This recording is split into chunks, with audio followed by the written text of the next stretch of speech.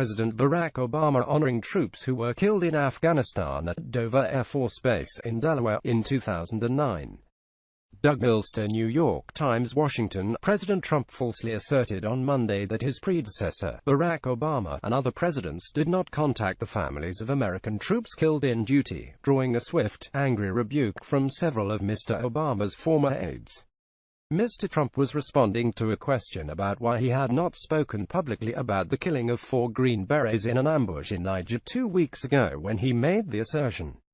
Rather than answering the question, Mr. Trump said he had written personal letters to the families and planned to call them in the coming week.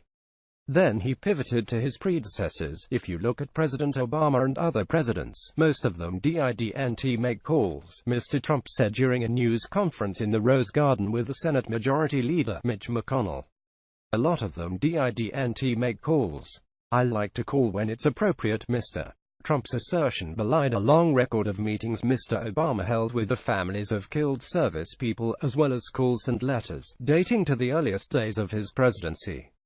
Before he decided to deploy 30,000 troops to Afghanistan, Mr. Obama traveled to Dover Air Force Base in Delaware to greet the coffins of troops.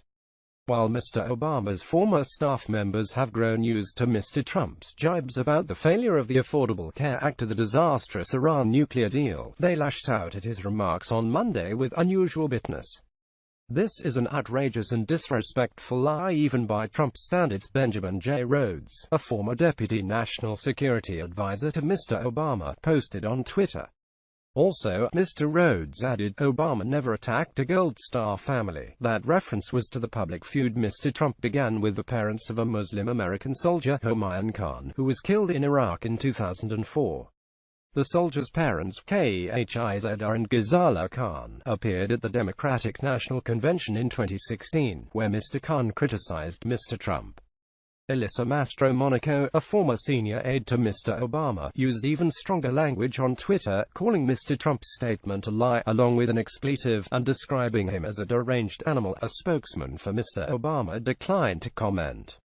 Several former Obama administration officials recalled the former president's walks through Section 60 at Arlington National Cemetery, where the dead from Iraq and Afghanistan are buried, his visits to the wounded at Walter Reed National Military Medical Center, and the time he spent with families of the fallen at the White House and around the country. In August 2011, after a Chinook military helicopter was shot down over Afghanistan, killing 38 people, including 25 Special Operations Forces, Mr. Obama consoled the families of all those killed, according to Jeremy Bebash, a former chief of staff to Defense Secretary Leon Panetta, who attended the ceremony. David Axelrod, a senior advisor to Mr. Obama, said, I don't recall anything moving him more. He saw it as his duty to console them as best he could and thank them on behalf of the nation, but several officials said it was not always realistic to expect presidents to call the families of every fallen soldier. During the peak years of the wars in Iraq and Afghanistan, Mr. Obama and former President George W. Bush faced hundreds of fatalities each year. In 2009, the first year of Mr. Obama's presidency, there were 317 American military fatalities in Afghanistan and 149 in Iraq. So far this year, there have been 11 fatalities in Afghanistan and 14 in Iraq. 17 sailors were killed in accidents involving 2 Navy warships, the John S. McCain and the Fitzgerald. In the Niger episode, 3 American soldiers were killed while on patrol on the border between Niger and Mali this month. The body of a 4th American soldier was recovered later. While he did not explain why he had not called the families, Mr. Trump said he had written letters to the family members over the weekend, which he said would be mailed later in the day or on Tuesday. He said he also planned to call them. I felt very badly about that, he said. The toughest calls I have to make are the calls where this happens. Soldiers are killed. It's a very difficult thing, he said. Now, it gets to a point where, you make 4 or 5 of them in one day. It's a very tough day. For me, that's by far the toughest, a senior official said. Mr. Trump had planned to speak sooner to the families, but the White House had to wait until the Pentagon's paperwork was completed.